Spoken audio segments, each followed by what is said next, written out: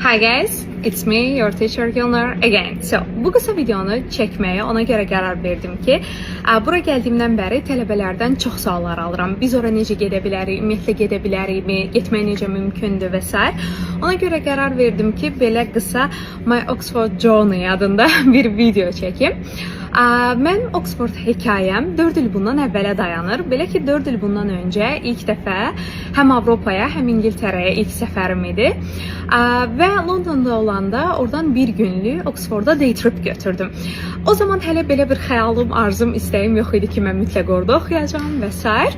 Amma qərar verdim, gəldim və buralara bir yerə yerləşdirəcəm. Bu gördüyünüz şəkli çəkdirdim Radcliffe kameranın qarşısında və daha sonra bu şəklə baxanda dedim, wow, mən həqiqətən də burada oxumaq istəyirəm. Fərq yoxdur, magistr, doktorantura, ixtisas artırma, mən sadəcə burada təhsil almaq istəyirəm. Və bu mənim üçün çox önəmli bir qərar idi, çünki o an mən arzu etmədim, sadəcə qərar verdim. Bu çox önəmli bir şeydir, çünki həmin vaxt 4 il öncədir, baxırsan çox uzun müddət deyil, amma bilirsiniz ki, pandemiyadan sonra çox şey dəyişdi və həmin vaxtlar İngiltərədə, Oxfordda bu qədər əlçatan değildi. İndi yay məktəbləri çoxdur, gənclər, uşaqlar gəlir, gedir.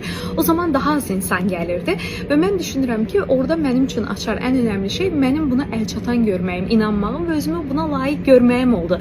Çünki biz də oradan da bəzən aramıza distance, məsafə qoyuruq belə xəyallarla ki, okey, Oxford çox yüksək bir institutdur, mən burada oxuya bilmərəm və s.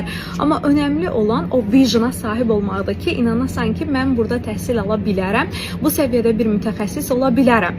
Və həmin 4 il müddət ərzində, daha doğrusu qayıdan kimi artıq mən başladım, araşdırma elədim və sırf bu proqramı tapdım. İngilis dili müəllimləri üçün ixtisas artırma Continuing Education proqramını.